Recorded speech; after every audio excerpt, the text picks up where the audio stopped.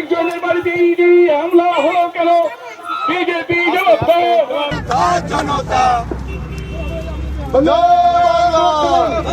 মানুষ এর প্রতিবাদ করছে।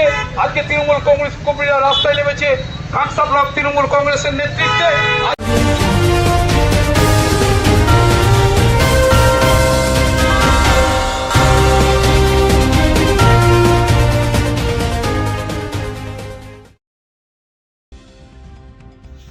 বৃহস্পতিবার ভোর থেকে শুরু হয় তৃণমূল কংগ্রেসের ভোট কুশলী আইপ্যাকের সল্টলেক সেক্টর 5-এর অফিসে ইডির তল্লাশি অভিযান।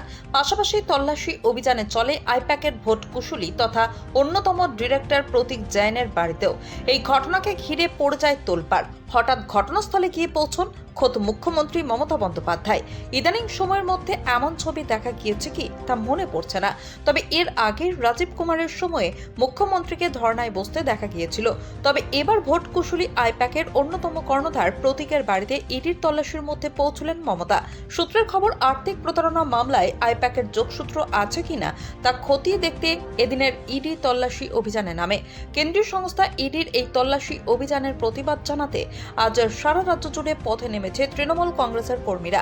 ঠিক একইভাবে বৃহস্পতিবার পূর্ব বর্ধমান জেলার আউশগ্রামের বিধানসভার বিভিন্ন জায়গায় তৃণমূল কংগ্রেসের নেতা কর্মীরা ধিক্কার মিছিলে শামিল হন। আবার ঘটনার প্রতিবাদে কোথাও চলে টায়ার জ্বালিয়ে পথ অবরোধ। এছাড়াও এদিন সল্টলেকের আইপ্যাকের অফিস ও আইপ্যাকের প্রধান প্রতীক জৈনের বাড়িতে ইডির তল্লাশি অভিযানের প্রতিবাদে কাকসা ব্লকের পানাগড় বাজারে প্রতিবাদ কর্মসূচি করে তৃণমূল কংগ্রেস কর্মীরা। এদিন বিকেলে কাকসা ব্লক তৃণমূল কংগ্রেসের পক্ষ থেকে পানাগড় বাজার চৌমাথায় একটি প্রতিবাদ সভার পাশাপাশি পানাগড় বাজারে একটি প্রতিবাদ মিছিল সংগঠিত হয়। এই প্রতিবাদ কর্মসূচিতে উপস্থিত ছিলেন কাকসা ব্লক তৃণমূল কংগ্রেসের সভাপতি নব সামন্ত, তৃণমূল নেতা পল্লব বন্দ্যোপাধ্যায়, কাকসা পঞ্চায়েতের ভূমি কর্মাধ্যক্ষ পিরুক খান, পশ্চিম বর্ধমান জেলা পরিষদের শিক্ষা কর্মাধ্যক্ষ বৈশাখী ব্যানার্জি সহ দলের অন্যান্য নেতৃত্বরা। এই মিছিলের কারণ কি? আমাদের আজ বিজেপি এমন কিছু নেই যে গণতান্ত্রিক অপহরণ তেনারা করছেন না। আজকে দেখুন, আমাদের অফিসে গিয়ে আমাদের আইপ্যাকের অফিসে সেখানে আমাদের কি আছে না আছে, আমাদের পরিকাঠামো আমরা সেইভাবে চালাবো। তাই আমাদের দলকে আক্রমণ করার জন্যে তিনারা কোনোভাবেই কোনো কিছুতে পারছে না। ন্যায্য ভোটার সেখানেও কিভাবে ভোটার লিস্ট থেকে তারা বাদ দেওয়া যায় সেই ইয়েতে। এবং আজকে যে ইডির হামলা, কাল শুনছি সিবিআইয়ের একের পর এক হামলার জন্য আমরা আউটগ্রাম বিধানসভা আউটগ্রাম 2 নম্বর ব্লকের বেদিয়া অঞ্চলের আজকে ওই শয়ে শয়ে মানুষ, হাজারে হাজারে কাতারে কাতারে মানুষ সকলেই ধিক্কার মিছিলে সামিল হয়েছে। অবশ্যই আমাদের দলকে আক্রমণ করবে আর আমার দিদি বসে থাকবে, এটা তো কখনো হয় না। অর্থাৎ বাংলার মাটি শক্ত ঘাঁটি, বাংলা তার যোগ্য জবাব দিচ্ছে এবং দিবে। আমরা সকল ব্লক স্তরে সকল মানুষ আমরা পথে নেমে এই ইডি সিবিআই এর প্রতিবাদ করছি এবং করব।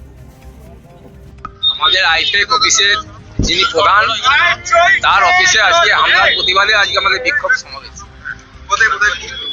আমাদের ইন্দিরা গান্ধীর মূর্তির ওখান থেকে এই ক্যানেলপাড় মাছ বাজার পর্যন্ত।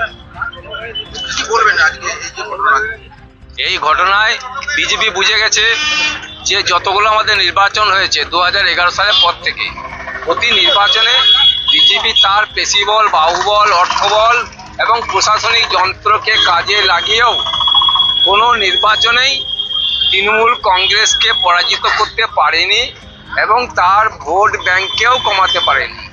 তাই আজকে এই 26-এ যে নির্বাচন, লাভ অনেক কম, তাদের উপভোক্তারা সেই বেনিফিট পায় না।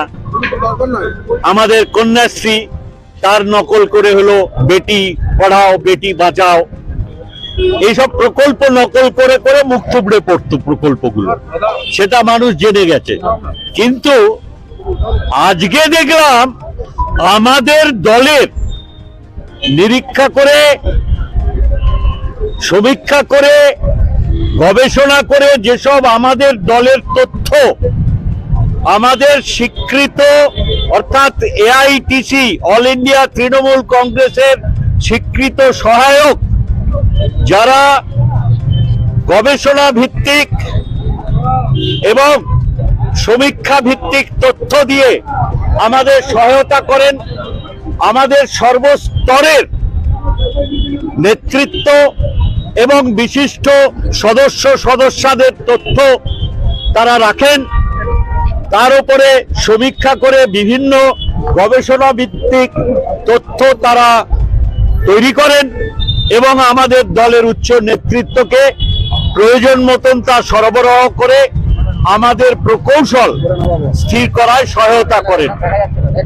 তা উন্নয়নের প্রকৌশল হোক বা নির্বাচনের কৌশল হোক, সেই তথ্য, সেই গবেষণা ভিত্তিক তথ্য, সেই সমীক্ষা ভিত্তিক তথ্য চুরি করলো এই বিজেপির কেন্দ্রীয় সরকার যারা চালান, তাদের যে হাতের পুতুল এজেন্সিকে বানিয়েছেন, সেই এজেন্সিকে দিয়ে আমাদের তথ্য চুরি করেছেন।